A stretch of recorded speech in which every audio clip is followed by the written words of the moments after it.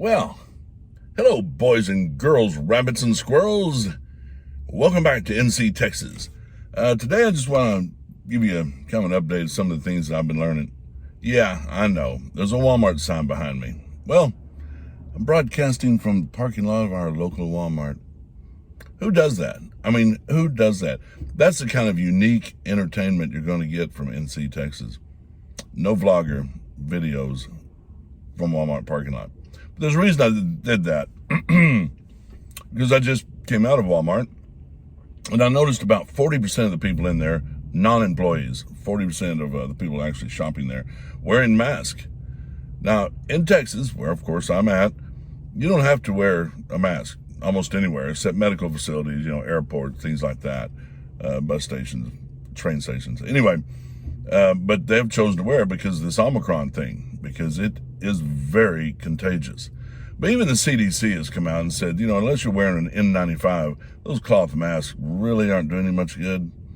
The N95, that 95 stands for 95%, which means it's about 95% effective, which, pretty good odds. If you want to wear an N95, myself, they're just suffocating. I'm not wearing a mask anymore. So, let's get on with it. Get on with what? Well, first, let's get on with our lives.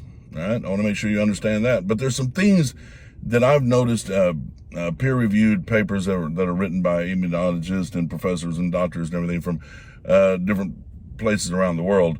There's Blackboard, what's it called? Blackboard Doctor or something like that on YouTube. There's John Campbell. I've been watching him a lot. He just goes over the data. He just basically breaks down the data from different countries all over the world. Also, there's some articles that I've been reading that are examples of us moving forward and moving out of this. In my opinion, this is all good news. But you tell me what you think, all right? I just watched, last night we watched Don't Look Up. And if you haven't seen that yet, I think it's on Amazon Prime Video. Yeah, pretty sure. Anyway, you may want to watch it. It's mind-blowing. But there's something at the very end, after the credits, that has convinced me I'm not asking anybody to subscribe anymore. All right, share if you want, whatever. Comment if you want, if you have something to say. But I'm just not playing that anymore. I said in a previous video that I break all the rules of YouTube. But hey, I let the chips fall where they may. Anyway, like I said, let's get on with it.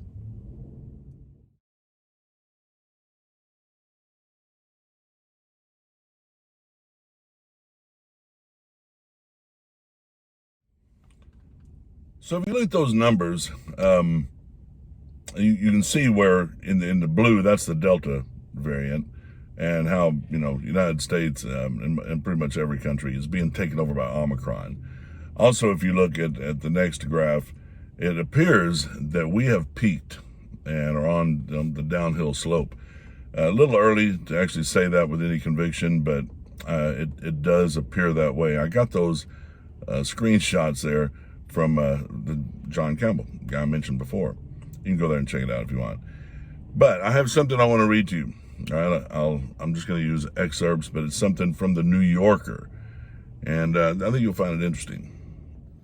So I'm not even sure how to pronounce this guy's name. Dhruv is his first name.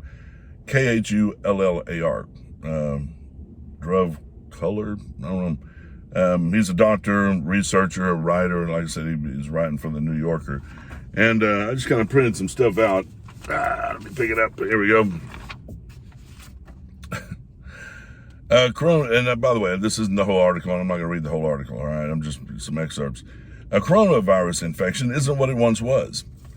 Studies suggest that compared with Delta, Omicron is a third to half as likely to send someone to the hospital. By some estimates, the chance that an older vaccinated person will die of COVID is now lower than the risk posed by the seasonal flu. What we're finding is, especially in the United States, not so much in other countries, is we're having more hospitalizations because of, we're in bad shape. All right. The United States has more comorbidities, overweight people, things like that, heart conditions, and that sort of thing. Also, there are incidental cases where somebody goes in to have back surgery, but they test everybody that goes in, and they happen to have COVID. They may be asymptomatic, whatever. That's called incidental cases, where they're not in there because of COVID. They're in there and happen to have it. All right. The variant is exacting and punishing toll. Medical, social, economic. Omicron still presents a major threat to people who are unvaccinated. Go ahead and get your vaccination, or don't. It's up to you.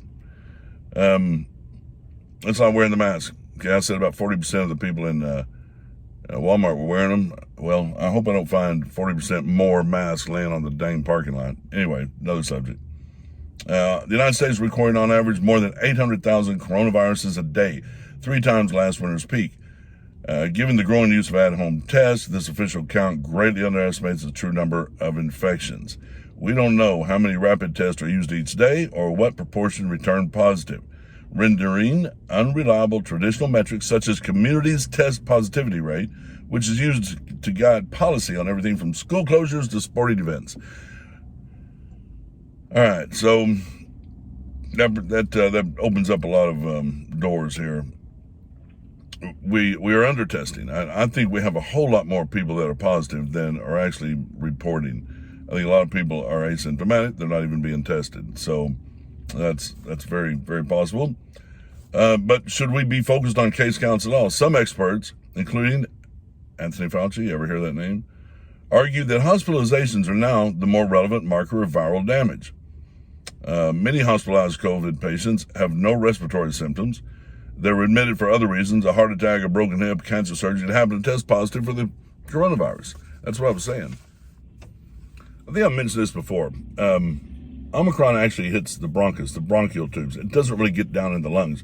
What Delta did is it got down into the lungs, and it basically drowned you. It blocked your lungs from releasing fluids, so you drowned.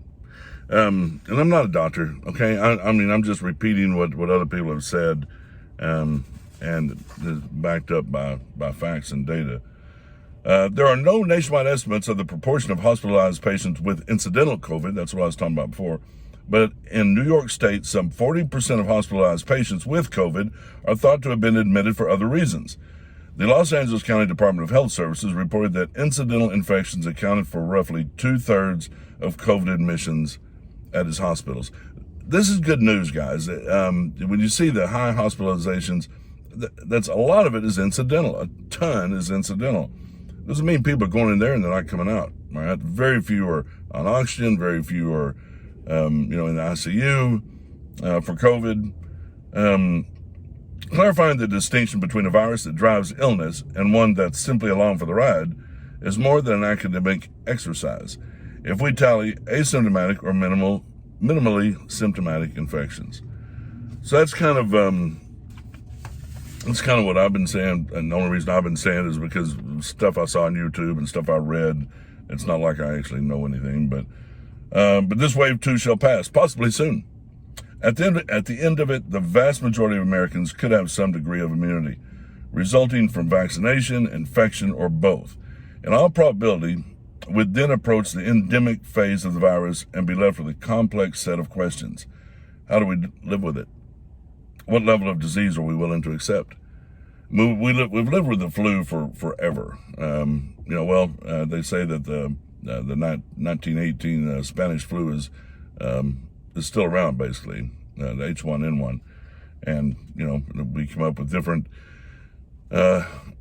vaccinations for it or shots for it every year, depending on, the variant they think is going to be around. I do believe we have peaked. I find it two things that I did not know, had no idea about. When you get the shot, when you get the vaccination, most of the people administering it are not aspirating. You're supposed to aspirate, which means you stick the needle in, you pull the plunger back just a little bit and try to get some blood. If you don't get any blood, then you're you're not in the muscle. You're not in the intramuscular area where you need to be. And by the way, if you've gotten Omicron, you're going to be immune to Delta. If you get Omicron, the the T cells that are built, the antibodies that you're going to have are going to be going to be great. They're going to keep you from getting other things. One final thing, I'm going to end with this. China is always interesting, to say the least. Never honest about anything. They underreport. If you look at the graphs, they're not reporting anything. Japan's doing the same thing. They're really not reporting their positive test results. But China, this person got a package from Toronto in the mail via the U.S.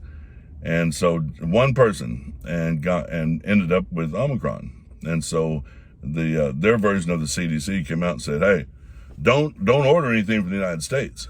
And if you do, don't bring it in the house. But if you must, leave it outside and wash it and bleach, put bleach on it, sterilize it before you bring it into the house. And that's just blame the United States. It's a scare tactic. We know for a fact that's where we got this crap. It's where it started. Anyway, I'm gonna get off the subject. I got another video coming up. If you're still watching, I have another video coming up about camping in 25-degree weather in a tent. Yeah, that's the next one. I'll get off of this subject for a little while and have a little bit more fun. But I think this is all good news. I think we're moving past it. I think the United States is peaking. If not, it's going to peak by the end of the month. And then it's onward and upward, folks. Let's go.